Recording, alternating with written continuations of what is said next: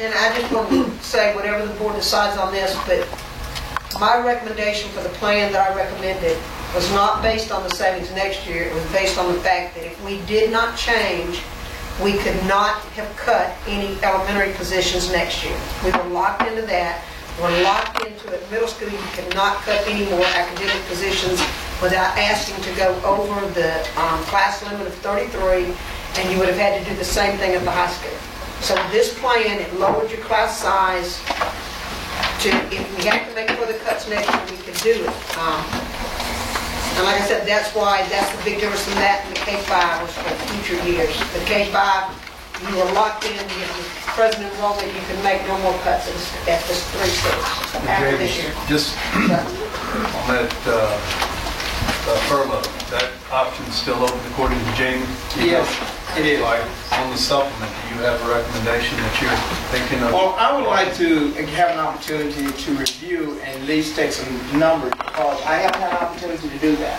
And, you know, it was something that was put out a few hours ago. And I just got back, and of course I did have information, but we haven't even looked at it, the opportunity to see where it is to take us. If we, understand if the governor passed the bill tonight, then we have 10 days. Are we so tied up in our schedule that we cannot dedicate another evening to do this?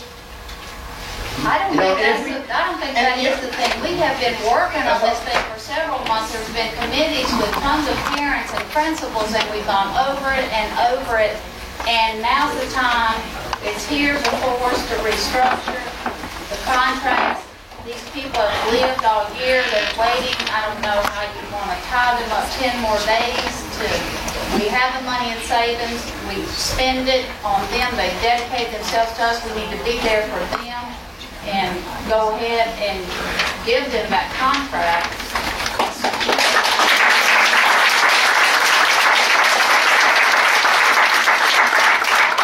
This is serious. Because we need to get as a group, as you said, and do this for the following year.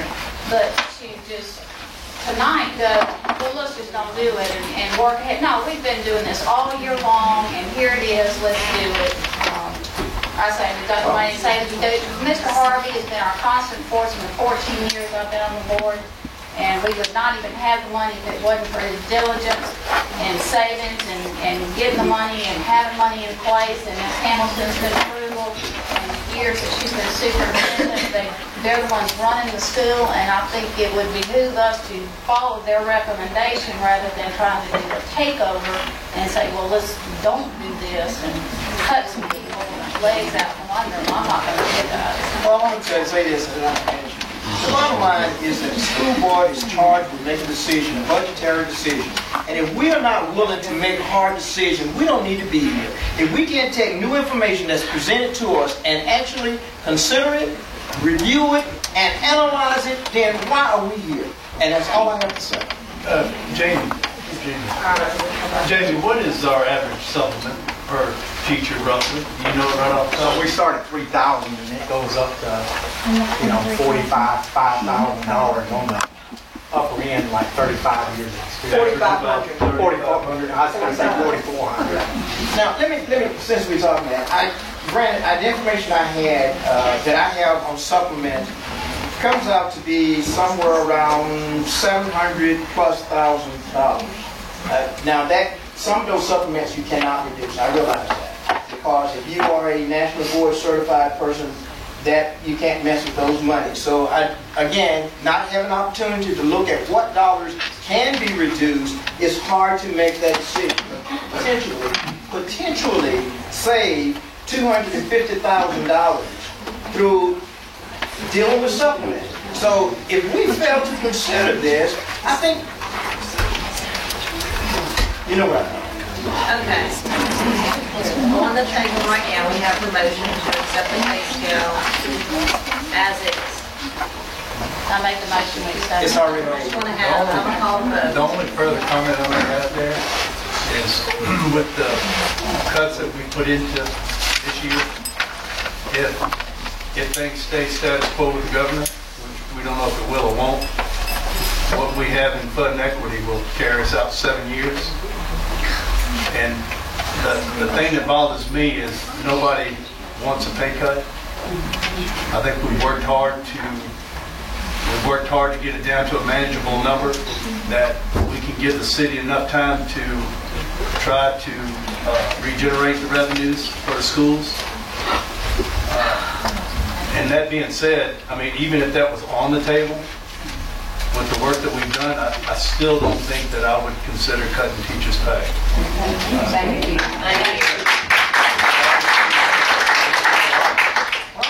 Well, if we don't consider facts, we may not be cutting pay, we may be cutting jobs. So Yeah. that's. And I understand that. Maybe that's something. James, I appreciate your position there, and you want to give the board and the superintendent every possible area to be able to make some cuts.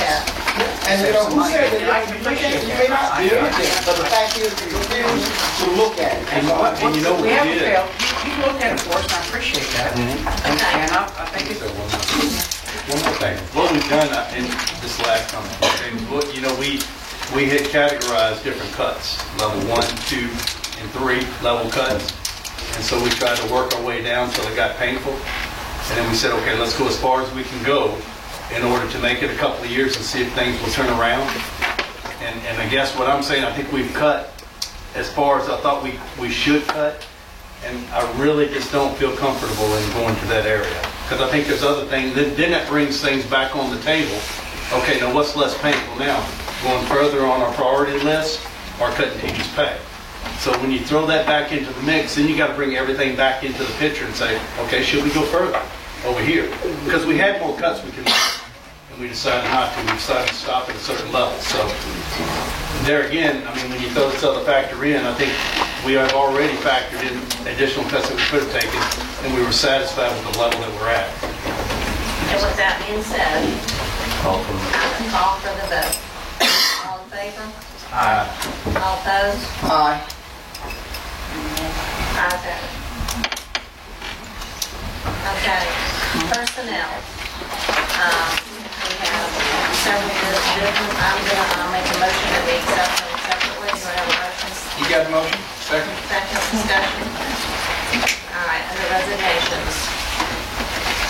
Do I have a motion to accept them as presented? I make a motion for A. Second. Second. Discussion. All in favor? All opposed? B, rescind the resignation. Superintendent recommends allowing the following teacher to rescind her resignation. Motion to accept. Second. Second. All in favor? No discussion? Discussion? Well, she's been teaching 42 years. I think she's one of the most awesome teachers in our school district, and I'm glad that she is rescinding her resignation and will be here the following year.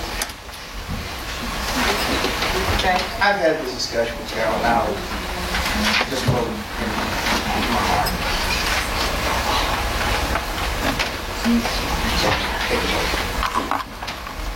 All in favor? All opposed? Aye. C, certified personnel recommendations, 2010-2011 school year. Y'all, actually, we need to do one.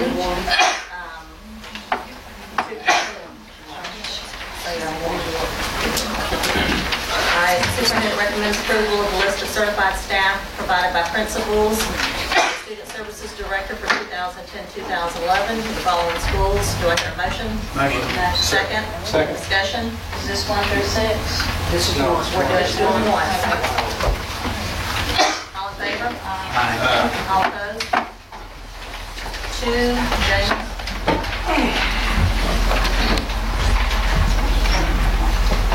Motion. Second?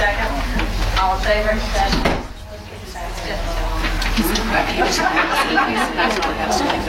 All in favor?